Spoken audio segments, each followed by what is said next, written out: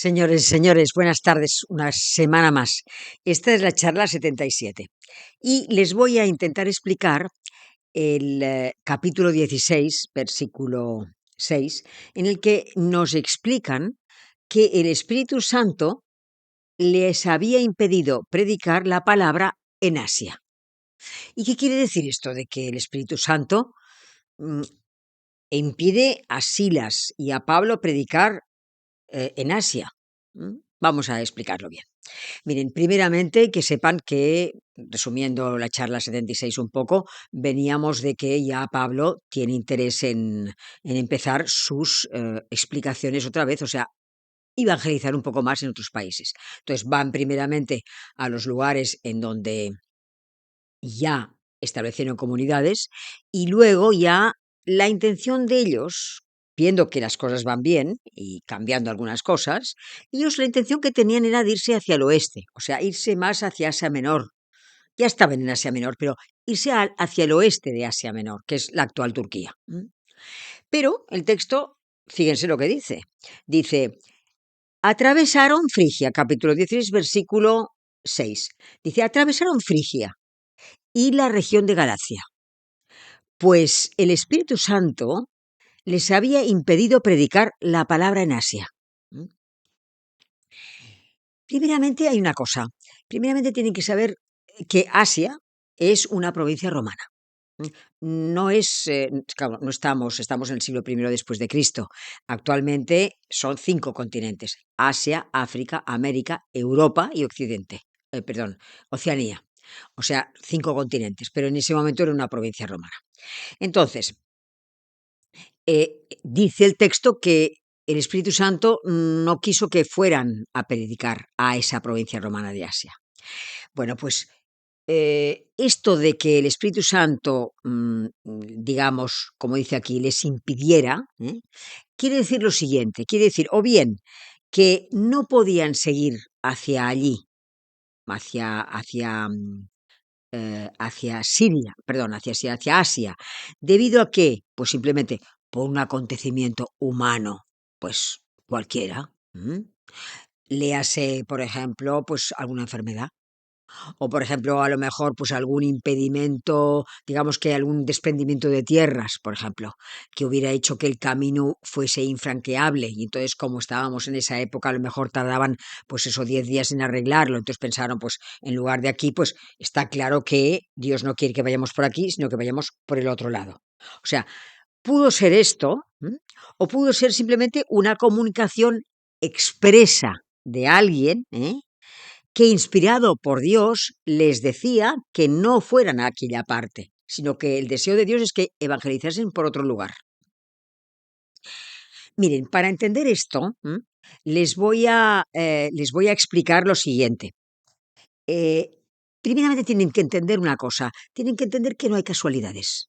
O sea, nada es casual, independientemente de que nosotros pensemos que sí, que bueno, que me encontré una persona el otro día por la calle y que parecía, mira qué casualidad, es que hacía 5 años que no lo veía, podemos decir. Miren, por ejemplo, les pongo un ejemplo fácil. Yo estoy esperando un taxi en casa, en la esquina de mi casa, y pasa un taxi, pero no me ve, porque va directo, pero está libre. Como no me ve, pues espero al siguiente. Y enseguida pasa otro taxi, y ese taxi sí me ve. Entonces lo cojo, lo tomo, y me lleva al lugar que quiero yo que me lleve. Pero a mí no me va ni me viene, es algo que no me afecta el coger un primer taxi o un segundo taxi, pero el Señor verá por todos. Y a lo mejor ese taxi que no me ha visto y que no me ha cogido había hecho mucho dinero durante todo el día. Y el Señor lo que quería era velar por ese segundo taxista. Y ese segundo taxista había hecho poco dinero ese día. De manera que hizo como para que yo no cogiera el primer taxi, sino el segundo. Porque el señor no velaba por mí en ese momento, estaba pensando en el taxista que había hecho poco dinero. Quiero decir que nada es casual.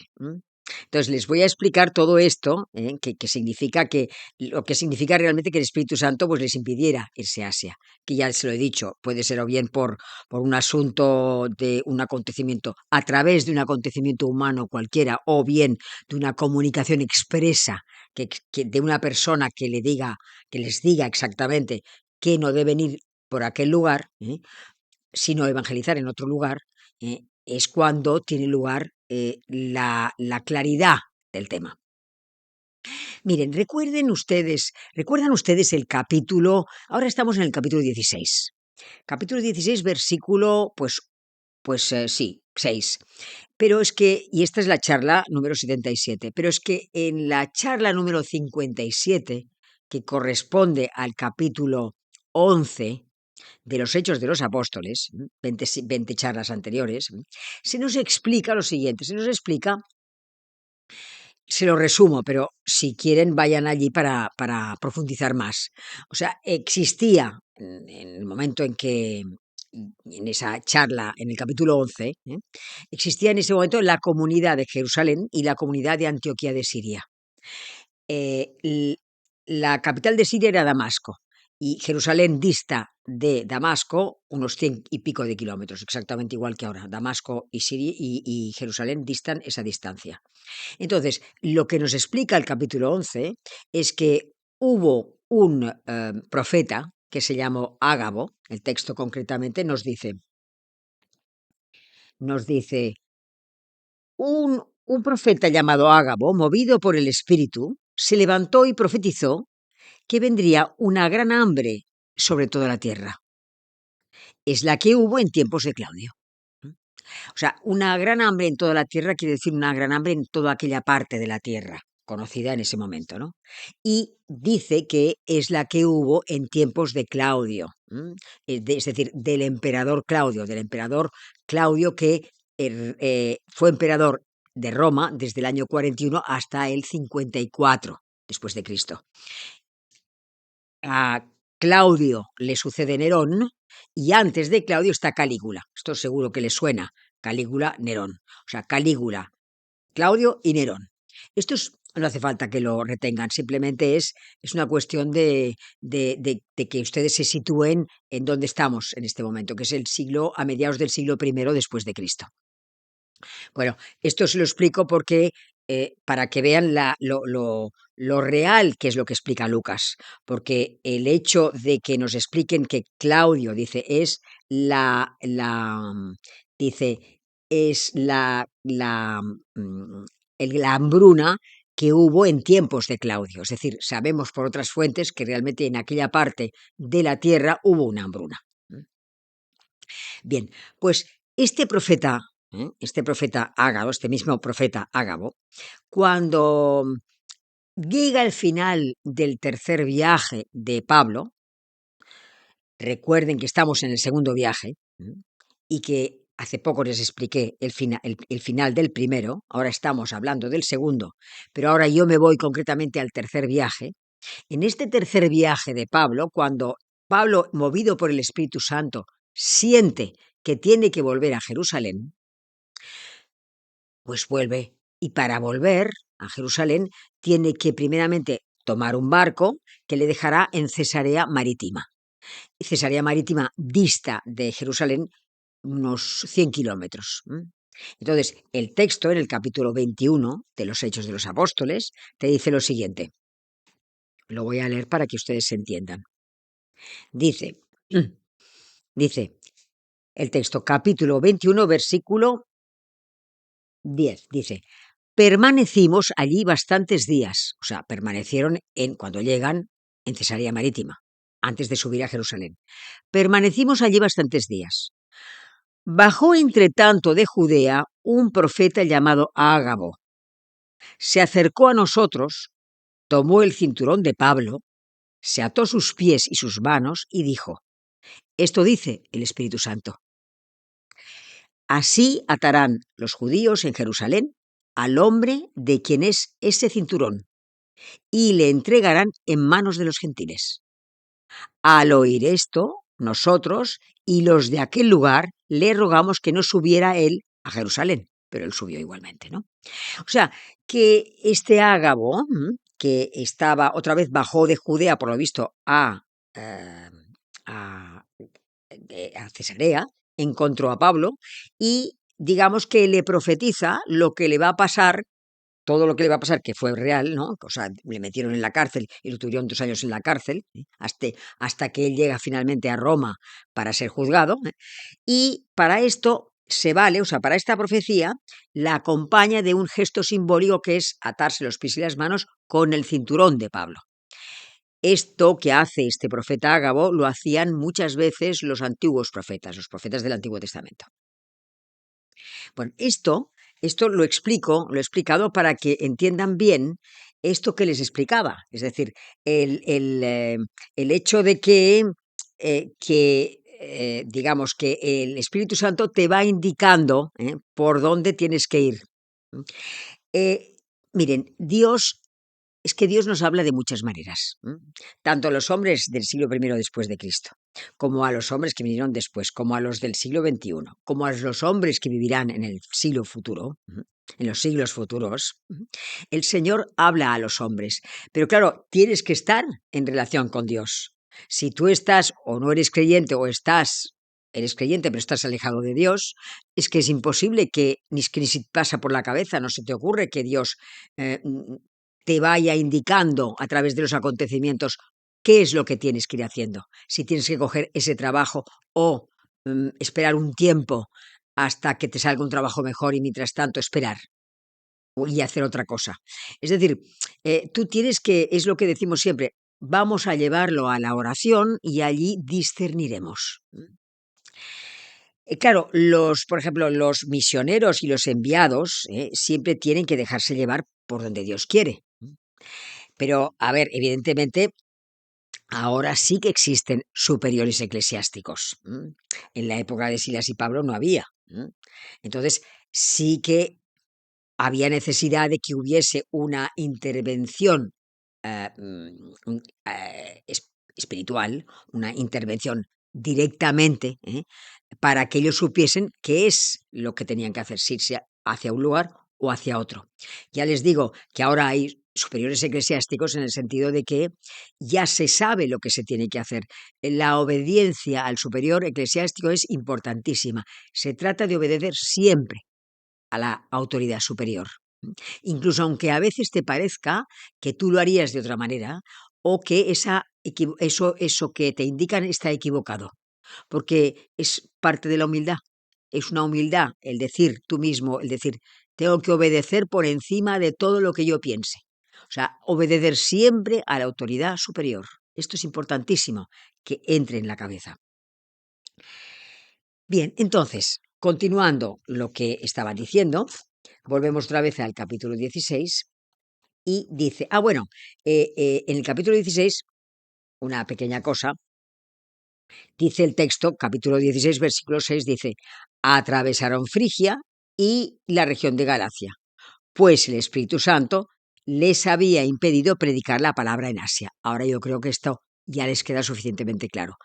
Pero Frigia, bueno, que sepan nada más que Frigia, en Frigia era una zona, digamos, de muchas vías de comunicación y en que había unas ciudades pues magníficas además.